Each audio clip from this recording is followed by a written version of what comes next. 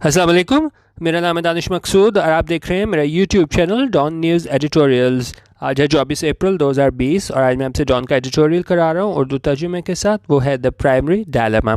अच्छा, editorial start करने से पहले मैं एक फ़ाइल क्रिएट की है। तकरीबन नवंबर 2019 से लेके मार्च 2020 तक 5 महीनों में जितने भी एडिटोरियल और ओपिनियन पब्लिश हुए थे हमारे पास डॉन न्यूज़पेपर में, तो उसकी एक फ़ाइल बनाई है। वो तकरीबन 3200 पेजेस की बनी है और उसमें 1000 एडिटोरियल और ओपिनियंस हैं और ये जो है वो तकरीबन मेरे ख्याल में 150 MB की इसमें बनी होगी। 3200 पेजेस हैं, ठीक है। वो अगर किसी को चाहिए हो तो आप मुझसे व्हाट्सएप पर रब्ता कर सकते हैं 0306-436-8023। और बाकी इसके अलावा आप देख लें, अगर किसी को चाहिए हो तो ये 100 रुपीज़ चार्जेस हैं। इसके नॉमिनल मैंने चार्जेस रखे हैं, लेकिन अगर फिर भी कोई किसी को कोई मतलब ना अफोर्ड कर सकता तो मुझे कॉल करे तो मैं उसको जो है कंसेशन इसमें कर दूँगा, ठीक है। और स्टार्ट करते हैं आज का हम इसका एडिटोरियल। ये प्राइमरी डायलेमा क्या होता है हमारे पास कि जब आपके पास कोई आपने फ़ैसला करना हो ना, दो आपके पास रास्ते हों और दोनों ही बड़े मुश्किल हों, तो उसमें हम कहते हैं कि डायलेमा कि आपको समझ नहीं आता मैं क्या करूं, कि दोनों अगर ये रास्ते हैं वो दोनों ही बड़े क्या हैं, ख़तरनाक हैं और पॉसिबल नहीं है कि आप किसी एक रास्ते की तरफ जाओ तो आप फ़ायदा उठा सको। और ये किस रास्ते की तरफ ये बात कर रहे हैं, ये कह रहे हैं हमारे एजुकेशन सिस्टम के हवाले से बात करेंगे। जिस तरह कोरोना वायरस के बाद जो है कि हमारे पास एजुकेशन हमारा पूरा निज़ाम तालीम वो मुतासिर हुआ है, तो उसके बाद जो एलीट स्कूल वगैरह थे उन्होंने तो क्या किया, ये ऑनलाइन सिस्टम स्टार्ट कर लें, ऐप के थ्रू पढ़ाना स्टार्ट कर दिया। लेकिन क्या है, ख़ास तौर पे जो हमारे पास ऐसे एरिया थे, गवर्नमेंट स्कूल थे और ऐसे स्कूल्स जिनके पास मतलब वहाँ पे जो बच्चे आते थे वो इतने ज़्यादा मतलब मिडिल क्लास फैमिली से ताल्लुक़ रखने वाले थे, तो उसमें क्या था, उनके पास एक तो वो हार्डवेयर वगैरह नहीं था और दूसरा जो दूसरे इलाके में लोग रहते थे उनके पास इंटरनेट वगैरह की फैसिलिटी नहीं थी। तो ये उस डायलेमा की बात कर रहे हैं कि एक तो एजुकेशन सेक्टर है नहीं, तो उसके बाद जब इन्होंने ऑनलाइन सेक्टर की तरफ चले गए तो वहाँ पर भी क्या है, मतलब एक इक्वल फुटिंग में नहीं थे सारे ना, तो डायलेमा है। अब वैसे भी आपका टाइम ज़ाया हो रहा है, लेकिन अगर ऑनलाइन भी स्टार्ट कर लिया तो उसमें भी क्या हो गया, सारे जो हैं वो केटर नहीं कर पा रहे और उस बहुत ज़्यादा हमारी जो लोकल आबादी है वो रह गई है। क्यों? क्योंकि उनके पास प्रॉपर रिसोर्सेज नहीं है। तो यहीं भी उन्होंने यूनेस्को की रिपोर्ट भी दी है, तो उन्होंने बताया है कि भाई कितने लोग हैं वो मुतासिर हुए हैं इस कोरोना वायरस के नतीजे में। इसको स्टार्ट करते हैं। उनका even in normal times the state of education in this country has left a lot to be desired. उनका नॉर्मल हालात में भी क्या है, स्टेट ऑफ एजुकेशन के जो हमारे इसकी हालत है किसकी, निज़ाम तालीम की इस मुल्क में, has left a lot to be desired. अच्छा, अब ये होता क्या है left a lot to be desired, जब कोई चीज़ हो और वो क्या हो, गैर मौजू हो, गैर सेटिस्फैक्ट्री हो ना, और जहाँ उस बेहतरी की बहुत ज़्यादा गुंजाइश हो, तो वहाँ हम उसको कहते हैं कि left a lot to be desired. अगर मैं आपको इसमें यहाँ पे एग्जांपल अगर मैं करके दिखाऊँ, इसका क्या मतलब होता है, to be lacking something important, कि जब आप कोई चीज़ जो है वो मुकम्मल तौर पे सही तरीके से ना कर पा रहे हो ना, और इनएडिक्वेट हो, ना काफ़ी हो। जिस तरह अगर मैं एग्जांपल बताऊं, the report leaves a lot to be desired, कि मतलब रिपोर्ट जो है वो सेटिस्फैक्ट्री नहीं है, मौजू नहीं है और इसमें बहुत बेहतरी की गुंजाइश है। एक और सेंटेंस मैं आपको दिखाऊं, I am sorry to have to fire you Zahid but your work leaves a lot to be desired, कि मैं माफ़ी चाहता हूँ जाहिद, तुम्हें फायर करना पड़ रहा है यानी नौकरी से निकालना पड़ रहा है, but your work leaves a lot to be desired, यानी कि तुम्हारा काम जो है वो सेटिस्फैक्ट्री नहीं है, इस वजह से तुम्हें निकालना पड़ रहा है नौकरी से। और ये क्या है, your work leaves a lot to be desired. और यहाँ भी वही बात करें कि left a lot to be desired, कि हमारा जो निज़ाम तालीम है वो पहले ही क्या है, बहुत गैर मौजू है और इसमें बहुत ज़्यादा बेहतरी की गुंजाइश है। लेकिन आगे क्या बता रहा है, बट नाउ, लेकिन अब विद कोविड-19 decimating schedules and routines. Decimating क्या होता है, ये आगे लिखा हुआ है, डेसिमेटिंग होता है बिल्कुल किसी चीज़ को तबाह कर देना, और कोविड-19 ने क्या किया, डेसिमेट कर दिया, तबाह कर दिया। किस चीज़ को तबाह किया, स्केड्यूल्स एंड रूटीन्स। जो भी हमारे स्केड्यूल और रूटीन थे कि स्कूल है, जो भी जिस तरह के भी हमारा निज़ाम तालीम था, इसको छोड़ दें, गवर्नमेंट स्कूल था, मतलब वहाँ पे इक्वल, वहाँ पे भी, क्योंकि उसमें भी ये नहीं कि बहुत अच्छा तालीम दी जाती थी, लेकिन क्या है, एक तरह का स्केड्यूल था, रूटीन थी, एक काम चल रहा था। तो उन्होंने कहा, लेकिन जिस कोविड-19 ने क्या किया है, उस सारे स्केड्यूल और रूटीन को तबाह कर दिया है, और उसकी वजह से क्या हुआ है, the education sector in Pakistan is finding it even more difficult to cope. लेकिन क्योंकि वो पहले ही गैर मौजूद था, लेकिन कोविड-19 के पास जब सारी सूरत हाल, रूटीन वगैरह जो है मुतासिर हो गई, तो जो हमारा एजुकेशन सेक्टर है वो क्या कर रहा है पाकिस्तान में, इज़ फाइंडिंग इट, वो ये इसको और ज़्यादा मुश्किल पेश आ रही है क्या करने के लिए, even more difficult to cope. Cope करना क्या होता है, किसी चीज़ को डील करना, तो उनके लिए बहुत मुश्किल हो गया सारी सूरत हाल को डील करना, यानी कि वो इस सारी सिचुएशन से डील नहीं कर पा रहे। ये हमारा एजुकेशन सेक्टर के बारे में बात हो रही है। अच्छा, ऑफ कोर्स इनका ये बात ठीक है, वी आर नॉट अलोन, हम इस सारे इसमें अकेले नहीं हैं। अब यूनेस्को की रिपोर्ट बता रहे हैं, अकॉर्डिंग टू यूनेस्को काउंट, उनका यूनेस्को की उसके अदाद शुमार के मुताबिक over 1.5 billion children the world over have been affected. उन्होंने कहा 1.5 बिलियन बच्चे वर्ल्ड ओवर, पूरी दुनिया में, हैव बीन अफेक्टेड, वो मुतासिर हुए हैं। किसकी वजह से? ड्यू टू स्कूल क्लोजर्स, के जितने स्कूल बंद हुए हैं उनकी वजह से। और ये क्यों हुए हैं? कॉज बाय द पैंडमिक, और उसकी वो हमारा पैंडमिक है उसकी वजह से जो है वो सारे स्कूल ये बंद हुए हैं। अच्छा, अब इसमें यहाँ पे हमारे पास कौन सा स्ट्रक्चर यूज़ हुआ है? हैज़ और हैव बीन के बाद हमारे पास यहाँ पे यूज़ हुआ है वर्ब की थर्ड फॉर्म। और ये पैसिव में हमारे पास स्ट्रक्चर यूज़ हुआ है, ये मैंने आपको पहले भी कराया था। बाकी मैंने आज इसमें काफ़ी ज़्यादा चीज़ें लिखी भी हुई हैं कि जब हम इसको करते हैं, ये अगर आप देखें हमारे पास प्रेजेंट परफेक्ट टेंस है, इसका जब हम पैसिव लेते हैं तो वो हमारे पास क्या आता है, ये मैंने सारा लिखा हुआ है यहाँ पे। ये सारा इसको आप पढ़ लीजिएगा। जिस तरह के हम जब एक्टिव से पैसिव में करते हैं तो सब्जेक्ट टू ऑब्जेक्ट में जाता है, और वो जिस तरह मैंने आपको पहले काफ़ी डिटेल में कराया हुआ है, तो मैं आपको इस तरह एग्जांपल सिर्फ दोबारा कराता हूँ कि I have written a story, और उसमें क्या है, स्टोरी हमारे पास इसमें ऑब्जेक्ट था, आई हमारे पास सब्जेक्ट है, और हैव रिटन हमारे पास क्या है, वर्ब है। और यहाँ पे हमने स्टोरी पहले ले आए हैं। यहाँ पे अगर आप देखें, ये ऑब्जेक्ट था हमारे पास स्टोरी, जब ये पैसिव में बना है तो ये हमारे पास पहले आ गया स्टोरी। और वहाँ पे क्या है, हम बीन का इजाफा करते हैं जब हम प्रेजेंट परफेक्ट के को पैसिव में बनाते हैं। हैज़ बीन, यहाँ पे रिटन, और फिर बाय लगा के हमारे पास जो एक्टिव का सब्जेक्ट होता है वो यहाँ आ जाता है। आई की जगह यहाँ पे मी हमारे पास आ गया। इसी तरह अगर आप देखें, they have built a house has been built by them, ठीक है। इसी तरह हमारे पास यहाँ पे आप देखें, हमारे पास सारे सेंटेंस आ जाएंगे। मैंने सेंटेंस सारे आपको लिख दिए हुए हैं। और यहाँ पे भी अगर आप देखें क्या हुआ है एडिटोरियल में, यहाँ पे बात हुई थी, चिल्ड्रन की बात हो रही थी ना, तो वहाँ पे इसलिए हमारे पास यहाँ पे क्या आया, हैव आया, हैव बीन अफेक्टेड, कि वो मुतासिर हुए हैं। किसकी वजह से? बाय पैंडेमिक की वजह से। तो ये प्रेजेंट परफेक्ट का हमारे पास पैसिव का स्ट्रक्चर यूज़ हुआ है, वो आप देख लीजिएगा। अच्छा, अब उनका क्या है, thus the challenge before the education authorities in Pakistan is considerable. लिहाजा ये चैलेंज है, ये दरपेश है किसे, एजुकेशन अथॉरिटीज़ को पाकिस्तान में, वो क्या है, कंसिडरेबल है। कंसिडरेबल क्या होता है? Notably large in size, amount और एक्सटेंड, यानी कि बहुत बड़ा चैलेंज है, ये दरपेश है पाकिस्तानी इसमें एजुकेशन अथॉरिटीज़ को। Where the higher education sector is concern, यानी कि जहाँ तक हायर एजुकेशन सेक्टर का ताल्लुक है, the response to the crisis has been mixed. और ये रिस्पॉन्स है, ये जवाब है इस क्राइसिस के नतीजे में, हैज़ बीन मिक्सड, यानी वो क्या रहा है, मिला जुला रहा है। हम ये नहीं कह सकते उन्होंने बहुत अच्छा इसका रिस्पॉन्स दिया है, मिक्स रहा है, कि मतलब कुछ अच्छी चीज़ें भी कह लें, कुछ बुरी भी कह लें। आगे वो बता रहे हैं कि किस तरह कह रहे हैं कि मिक्स रहा है इनका रिस्पॉन्स। उन्होंने कहा some of the more proactive universities have been holding online classes. उन्होंने कहा यो हमारी क्या थी, ज़्यादातर यो प्रोएक्टिव यूनिवर्सिटीज़ थी। यो प्रोएक्टिव होते हैं, आप डिसीजन आप खुद लो, बजाय इसके कि आप इंतज़ार करो सिचुएशन का कि क्या बन रही है और बाद में सिचुएशन देखते करो, आप खुद पहले स्टेप लो, इनिशिएटिव लो। तो उन्होंने कहा हमारी जो प्रोएक्टिव यूनिवर्सिटीज़ थी वो क्या कर रही हैं, होल्ड कर रही हैं, यानी मुनक्किद कर रही हैं, मतलब ऑनलाइन क्लासेस ले रही हैं। जबकि while many large public sector tertiary institutions are still scratching their heads.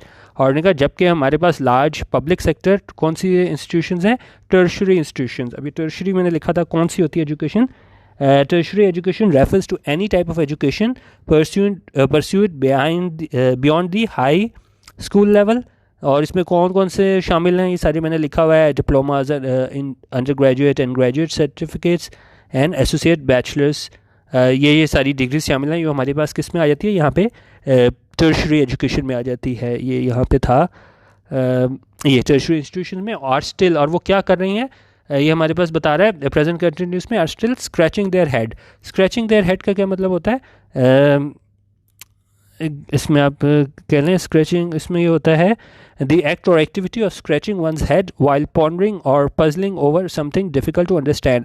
जब कोई बहुत ज़्यादा मुश्किल सूरत हाल और आपको समझ ना हो रही हो ना क्या डिसीजन लेना है, तो उसको हम फिगरेटिवली यूज़ करते हैं, जिस तरह हम कहते हैं ना सर खुजाना, कि आप सोच रहे हो कि मैं क्या करूं। तो उन्होंने कहा कुछ जो प्रोएक्टिव यूनिवर्सिटी से उन्होंने तो ऑनलाइन क्लासेस लेनी शुरू कर दी हैं, लेकिन बाकी जो हमारे पास थे हमारे ये टर्शरी इंस्टीट्यूशंस वगैरह, और ये दूसरे हमारे पास थे पब्लिक सेक्टर इंस्टीट्यूशंस, वो अभी तक जो है वो स्क्रैच कर रहे हैं सर को, यानी कि फिगरेटिवली यूज़ किया कि अभी तक उनको समझ नहीं आ रही कि हमने क्या फ़ैसला लेना है और किस तरह करना है।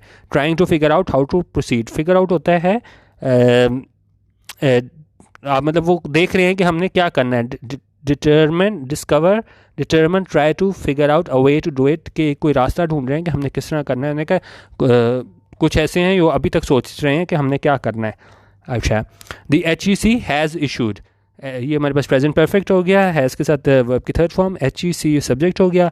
HEC ने क्या किया, इशू किया है, क्या जारी किया है, क्या चीज़ जारी की है, सम SOPs। SOPs क्या होते हैं, standard operating procedures for universities to follow. Universities क्या होती हैं, जिसको हम यूनिवर्सिटी को यूनिवर्सिटीज़ भी बोलते हैं। और ये क्या है, पहले ये बोला जाता था ख़ासतौर पे यूनिवर्सिटी ऑफ ऑक्सफोर्ड और कैम्ब्रिज के लिए ना यूनिवर्सिटीज़ बोला जाता था। उन्होंने कहा HEC ने जो है वो SOPs जारी कर दी हैं यूनिवर्सिटीज़ के लिए कि उन्होंने फॉलो करने हैं। But genuine questions about internet access and quality connectivity for students in far flung areas arise. लेकिन जैसे मैंने आपको बताया था कि डायलेमा है, डायलेमा यही है कि भाई जेन्युइन क्वेश्चंस हैं, कि हम ये नहीं कह सकते भाई वो बहाना बना रहे हैं। वाकई वहाँ पे मसला क्या है, इंटरनेट एक्सेस, इंटरनेट की रसाई एंड क्वालिटी कनेक्टिविटी के, या तो इंटरनेट है नहीं या है तो वो बहुत ज़्यादा कनेक्टिविटी का मसला है, तो ज़ाहिर है वो वीडियो लेक्चर वीडियो लिंक के ज़रिए है वो पढ़ नहीं सकते। तो ये डायलेमा में है, या तो एजुकेशन है ही नहीं, अगर है तो फिर क्या है उसका आप कह लें स्टैंडर्ड बिल्कुल ख़राब रहेगा, क्योंकि जब आपके पास ऑनलाइन फैसिलिटीज़ ही नहीं है तो आप किस तरह सोच सकते हो कि आप गवर्नमेंट जो इंस्टीट्यूशंस हैं उनको प्राइवेट यूनिवर्सिटीज़ के बराबर ला सकते हो। अच्छा, उन्होंने कहा जो for students in far flung areas arise, तो उन्होंने कहा वहाँ पे जो फार फ्लंग एरियाज़ यानी दूर दराज के जो इलाकों में रह रहे हैं स्टूडेंट्स, तो उनके पास क्या है, रसाई नहीं है इसकी इंटरनेट की, और वहाँ पे जो क्वालिटी है वो भी बेहतर नहीं है। The situation with the primary and secondary sector is not much different. और उन्होंने कहा अगर हम ये प्राइमरी और सेकेंडरी सेक्टर की बात करें तालीम में, वो भी जो है वो ज़्यादा सूरत हाल मुख्तलिफ नहीं है। यानी वहाँ भी यही है कि आप ये नहीं कह सकते कि सारे जो हैं वो बराबर हैं, तो वो उसमें बहुत फ़र्क है कि दोनों में, इसमें एलीट स्कूल के बच्चों में भी और गवर्नमेंट स्कूल के बच्चों में भी, कि जब आपके पास इंटरनेट ही नहीं है तो फिर आप सोच नहीं सकते कि आप सही तरह पढ़ा सकते हो और इम्तहान कंडक्ट करा सकते हो।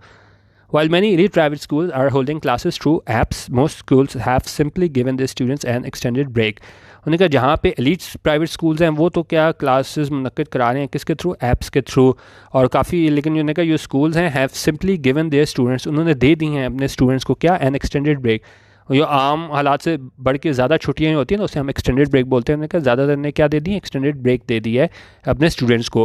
Hair to their issues of access, उन्होंने कहा यहाँ पे भी क्या है, इशूज़ ऑफ एक्सेस है। एक्सेस क्या होता है, रसाई। As many lower income children, उनका लोअर इनकम जो के हैं बच्चे, डोंट हैव स्मार्टफोन्स, उनके पास क्या है, स्मार्टफोन्स नहीं है, टैबलेट्स नहीं है, and high speed internet connection, उनका ये चीज़ें उनके पास नहीं है। That online education tools require, उन्होंने कहा क्योंकि अगर आपने ऑनलाइन एजुकेशन पढ़ाना है तो अगर आपके पास ये सॉफ्टवेयर नहीं है, हार्डवेयर नहीं है, तो फिर उन्हें क्या बड़ा मसला हो जाता है। तो ये इसमें डायलेमा की बात कर रहे हैं कि जो लोअर इनकम चिल्ड्रन है उनके पास ये सारी चीज़ें सहूलियात मुयसर नहीं हैं। अच्छा, considering the strong element of the unknown, उन्होंने कहा ये देखते हुए strong element of the unknown, provincial education authorities need to plan ahead for the future now. उन्होंने कहा प्रोविंशियल एजुकेशन अथॉरिटीज़ को जो है वो प्लान करना पड़ेगा अहेड, आगे के लिए, फॉर द फ्यूचर के लिए इनको प्लान करना पड़ेगा। फॉर एग्जाम्पल, मिसाल के तौर पे, both Sindh and Punjab plan to reopen schools in June. उन्होंने कहा सिंध और पंजाब दोनों का ये प्लान है कि हम स्कूल्स दोबारा खोल दें, कब, जून में। But that deadline should not be considered final.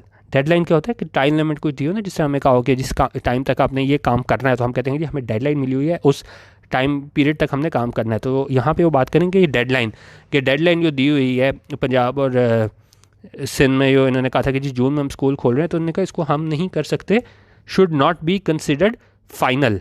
अच्छा, अब ये मॉडल वर्ब के साथ हमारे पास ये है वो पैसिव का स्ट्रक्चर हुआ है, नेगेटिव मॉडल के साथ हुआ है, इसको मैं आपको पहले दिखा देता हूँ। उन्होंने कहा लेकिन जो डेडलाइन है उसको नहीं तसव्वुर किया जाना चाहिए फाइनल। अच्छा, अब क्या है, negative sentences take the same form with not inserted in between the modal and the main verb. इसकी मैं एग्जांपल आपको बताऊंगा, आपको क्लियर हो जाएगा। इसमें हम किस तरह कह सकते हैं, जिस तरह आप एग्जांपल सिर्फ देख लें, alcohol should not be consumed by children. ठीक है, ये जिस तरह मैंने आपको ये पहले भी कराया था, यूँ मैं पहले साथ साथ करा रहा हूँ, उसको भी आप याद रखा करेंगे। हर दफ़ा वो एक ही चीज़ बार बार कराना ना पॉसिबल नहीं होता। ये मैंने आपको पहले भी कराया था कि मॉडल वर्ब आती है, फिर उसके आगे जब हम किधर गया, हाँ जी, मॉडल वर्ब आती है, फिर हम बी यूज़ करते हैं, और फिर उसके आगे हम क्या यूज़ करते हैं, वर्ब की थर्ड फॉर्म। यहाँ पे वही स्ट्रक्चर है, सिर्फ यहाँ पे नेगेटिव यूज़ हुआ है, नॉट का इजाफा हुआ है। शुड हमारे पास मॉडल वर्ब है, ठीक है, यहाँ पे नॉट हमारे पास आ गया, ये नेगेटिव का मीनिंग दे रहा है, और बी, और फिर हमारे पास कंसिडर की थर्ड फॉर्म लगी हुई है कंसिडर्ड। तो ये हमारे पास क्या आ गया, इसमें नेगेटिव सेंटेंसेस में मॉडल में हमारे पास इसका पैसिव आया हुआ है, ठीक है, ये आप देख लीजिएगा। Should not be considered final, उसको फाइनल नहीं तस्वुर किया जाना चाहिए। As the corona virus situation remains extremely fluid, और ये कोरोना वायरस की सिचुएशन है वो क्या है, remains extremely fluid. Fluid situation होना क्या होता है, ये मैं लिखा था, इसका मतलब होता है समथिंग दैट इज़ अनस्टेबल और subject to change can be described as fluid. कोई ऐसी सूरत हाल जो कि आप बदल सकती हो, आप बिल्कुल आप ये नहीं कह सकते कि ये फाइनल है, सूरत हाल बदल रही हो, तो उसको हम बोलते हैं फ्लूइड। और जिस तरह एग्जांपल है, the fluid political situation in a particular country makes it unsafe to travel there. तो उन्होंने कहा ये क्या है, फ्लूइड है। यहाँ पे अगर हम देखें, ये पूरी सिचुएशन है कोरोना वायरस की, रिमेन्स एक्सट्रीमली फ्लूइड, यानी कि वो बिल्कुल चेंज हो रही है। तो हम ये नहीं कह सकते जिस तरह इन्होंने फैसला कर लिया है कि जी जून में जो है वो हम स्कूल खोलेंगे, तो वहाँ पे उस टाइम पे खुल भी जाएँ, ठीक है।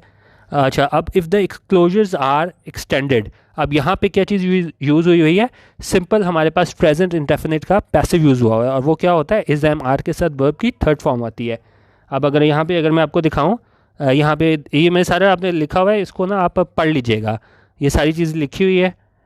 यहाँ पे अगर आप देखें, जिस तरह story is written by her, और यहाँ पे ये वाला kids are adored by her, ये आर लगा है हमारे पास, उसके बाद वर्ब की थर्ड फॉर्म लगी है। और यहाँ पे भी अगर आप देखें ना, if the closures are extended, क्या है, क्लोजर्स है, उसके आगे हमारे पास आर लगा है, उसके बाद हमारे पास एक्सटेंड की एक्सटेंडेड थर्ड फॉर्म लगी है। If the closure are extended, ये भी हमारे पास क्या है, सिंपल प्रेजेंट इंडेफिनिट का पैसिव है। ये आप इसको यहाँ से सारे को पढ़ लीजिएगा, कोई मसला हो आप यूट्यूब के कमेंट में लिखिएगा, मैं इसको आपको करेक्शन करवा दूँगा। If the closures are extended, the authorities need to figure out how to continue the learning process with maximum children having access.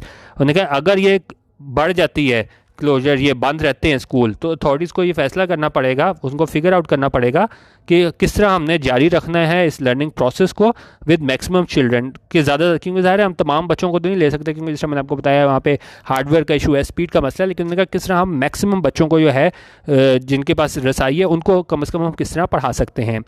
आई क्या कह रहे हैं, the launch of an educational TV channel by the state, और launch किया गया है, क्या किया गया एजुकेशनल टीवी, और किसकी जानिब से किया गया है, स्टेट की जानिब से, इज़ वन रिस्पॉन्स। उन्होंने कहा ये एक रद्दमल है जिसमें उन्होंने कोशिश किया है कि मतलब जिनके पास नहीं भी इंटरनेट वगैरह है ना, उनको टीवी के ज़रिए जो है उन तक पहुंचा जाए। द डेज अहेड, मतलब आने वाला वक्त जो है, विल रिवील, वो जाहिर करेगा the impact this has had on learning, के जो मतलब इसका असर रहा है किसके ऊपर, लर्निंग के ऊपर। But beyond the immediate future, लेकिन अभी ये फ़ौरन, ये इमीडिएट फ्यूचर यानी बिल्कुल अभी आप कह लें कि फ्यूचर जो अभी बिल्कुल हमें करीब में जो हमें फ्यूचर नज़र आ रहा है ना, मतलब बाकी साल 2 साल बाद की तो और बात है, लेकिन अभी जो करीब के फ्यूचर की बात हो रही है। Those in charge of education policy making in Pakistan should use this break to analyse the poor teaching and learning outcomes in the country.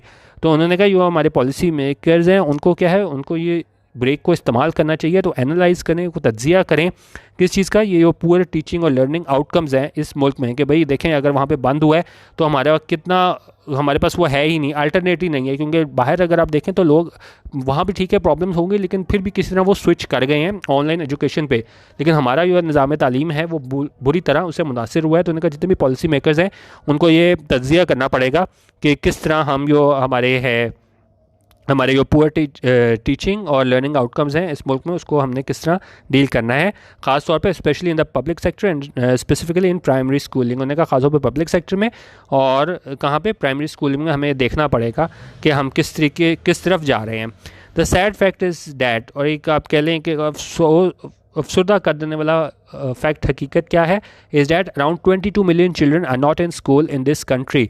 उनका 22 मिलियन बच्चे जो हैं इस स्कूल में नहीं है इस मुल्क में। And equally sobering reality is that, sobering क्या होता है, कोई एक ऐसी चीज़ जो आपको क्या है बहुत परेशानी में मुब्तला कर दे। ये मैं सारी डिटेल आपने लिखी हुई है सोबरिंग, उसको आप यहाँ से पढ़ लीजिएगा।